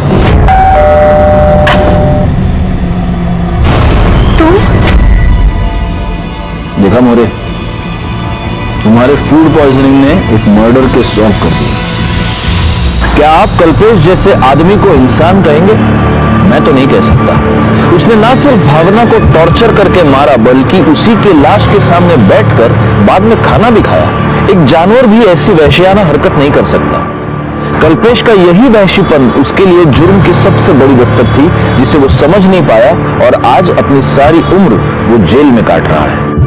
भावना ने इंदु को तो न्याय दिलवाया, लेकिन वो इस बात को बहुत देर से समझी कि कल्पेश के रूप में वो एक अपराधी को बचा रही है। वो भी जुर्म की दस्तक को सुन नहीं पाई और अपनी जान गंवा बैठी। जिन बच्चों का उज्जवल भविष्य वो देखना चाहती थी, अब वो उन बच्चों को कभी देख ही नहीं पाएगी और वो बच्चे भी उम्र भर अपनी माँ के लिए तरसते रह जाएंगे। मैं सीनियर इंस्पेक्टर राजेश यादव आपसे विदा लेता हूँ। दोबारा मिलूंगा, तब तक सतर्क रहिए और देखते रहिए क्राइम पेट्रोल दस्तक, क्योंकि मकसद बताना नहीं, बचाना है। जय हिंद। इस तरह के और भी एपिसोड देखने के लिए हमारे चैनल को सब्सक्राइब करें और बेल आइकन दबाना ना भूलें।